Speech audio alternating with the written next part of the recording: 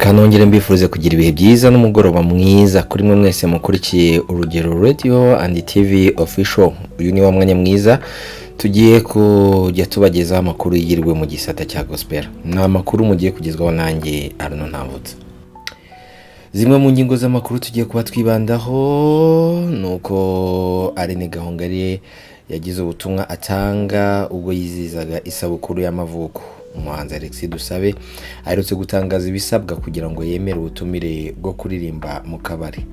Prosper na Mbonyi basamiye hejuru ubutumwa bwatambukijwe n'umuhanzi Meddy ku rubuga rwe rwa Instagram. Reka twinje makuru arambuye duhera ku nkuru ya Aline Gahongayire waginye ubutumwa kuri munsi w'isabukuru y'amavuko y'imyaka 39. Umuhanzikazi wamamaye mu muziki wo kuramya no guhimbaza Imana witwa Aline Gahongayire yizije isabukuru y'amavuko kuri wa 12 Ukuboza 2025 aho yuzuzaga imyaka 39. Ubutumwa bwe bwaranzwe no gushima Imana ku byo Imana yakoze byose mu rugendo rwe rw'ubuzima no mu iterambere ry'umwuka.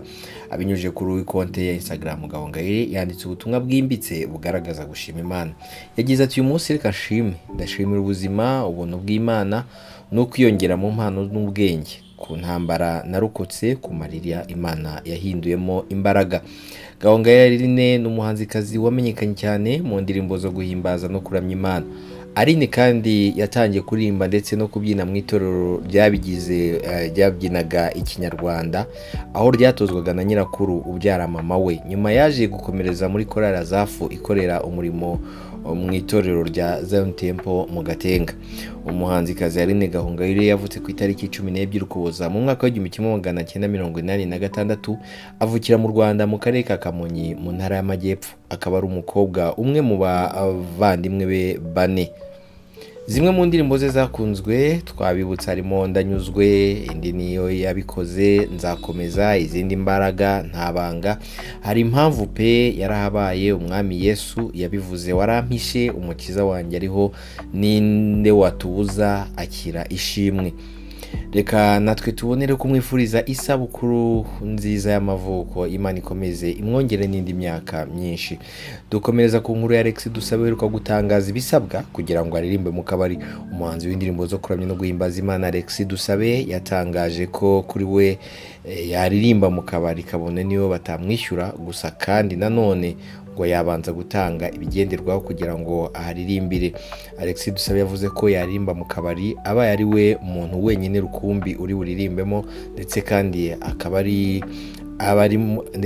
abari muri ako kabari bose bakaba batari buze kuba banywa inzoga ngo kuko nawe adasanzwe azinywa. Kandi nanone icyo yakongera nuko izo nzoga iyo umuntu yazinyweye ngo atabasha kumva neza ibyo bari kuvuga, akaba ariyo mpamvu yabasaba kubanza kureka kutanywa agacupa, bakareka agacupa bakabanza bakumva ubutumwa yabageneye. Ibi yabitangaje ku Kiss FM ubwo ari mu kiganiro kizwi nka Breakfast with the Stars gikorwa na Anita Pendo hamwe na Rusine, ubwo yabazwaga ku bijyanye n'ibyasabwa kugira ngo aririmbe mu kabari. Tubibutse ko uyu muhanzi Alexis Dusabe ari mu myiteguro y'igitaramo cyo kwizihiza isabukuru y'imyaka 25 yise Umuyoboro 25 amaze akora umuziki wa gospel. Ni imyaka 25 z'abayiziza amaze akora umuziki wa gospel. Ni igitaramo kizaba kuri iki cyumweru tariki ya 14 Ukuboza 2025 muri Kigali. Abahanzi batandukanye yatumiyemo twavuga Lopez ndetse n'umuhanzi Bosco Nshuti. Abahanzi barimo Israel Mbonyi na Prosperi basamiye hejuru ubutumwa bwa Meddy, umuhanzi w'indirimbo za gospel Ngabo Medard Jobert uzwi nka Meddy. Ubutumwa bwe bwasamiwe hejuru n'abagenzi be basanzwe bakora indirimbo zihimbaza Imana aribo Israel Mbonyi na Prosperi Nkomezi. Umuhanzi Meddy nyuma yuko atangaje ko asezeye umuziki usanzwe akirundurira mu muziki uhimbaza Imana uzwi nka gospel, ndetse akabishimangira ashyira hanze indirimbo zitandukanye zirimo I'm Blessed n'izindi uko wasanze ndetse n'izindi. Kuri no shuro yaciye amarenga ko we n'itsinda rimufasha barimo gutegura gahunda zivuga butumwa ahereye Kigali ndetse akanakomereza mu bindi bihugu bitandukanye byo ku isi. Ubutumwa bwe bwagiraga buti mwitegure, mfite byinshi byo kubabwira, mwihutire kwiyandikisha, gukora subscribe kuri channel yanjye kandi mubibwire isi yose. itsinda ryanjye riri gutegura ikintu gikomeye, uvuye i Dallas ujya i Kigali no kuva i Kigali ujya ku isi yose.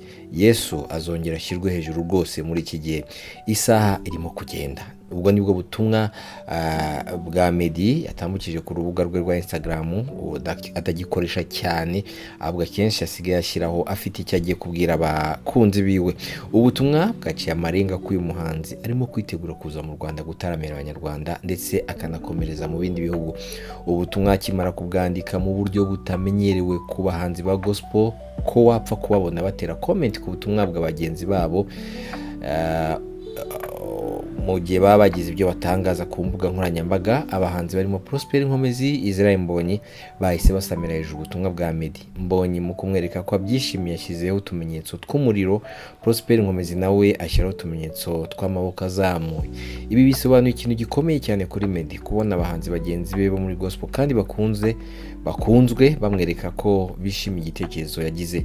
Ni gake biboneka mu bahanzi ba gospel. Usibye kandi aba bahanzi, hari n'abandi bahanzi batandukanye ndetse n'abakunzi be bamweretse ko bategerezanyije igishyika cyinshi iki gitaramo. Nubwo yirinze gutangaza amatariki, ariko ubutumwa bwe burasobanutse. Ibi bije bikurikirana n'ubundi butumwa yaherukaga gutambutsa asaba abantu ko bamufasha guhitamo ifoto yazakoresha kuri album ye. Bivugwa ko yamaze no gushyirwaho akadomo ku bijyanye no kwitunganya, ngo igisigaye akaba ari ukwigeza ku bakunzi be. Uyu muhanzi kuva yasezera kuririmba indirimbo zisanzwe, amaze gushyira hanze indirimbo 3 z'amajwi n'amashusho zakozwe na producer Lick wari usanzwe amukorera kuva kera mu ndirimbo zisanzwe, nawe bakaba yaramaze kugarukira Imana. Nubwo benshi bamushinja ko asora indirimbo gake, ariko Meddy afite indirimbo nyinshi za gospel yakomeje kugenda atunganya. Mwakoze cyane kubana natwe muri aya makuru ya gospel kuri uyu mugoroba. Mwari kumwe nanjye hano Namvutsa. Mukomeze kubana natwe ku Rugero TV and Radio Official, mukora subscribe na share. Mugire umugoroba w'umugisha nakagaruka.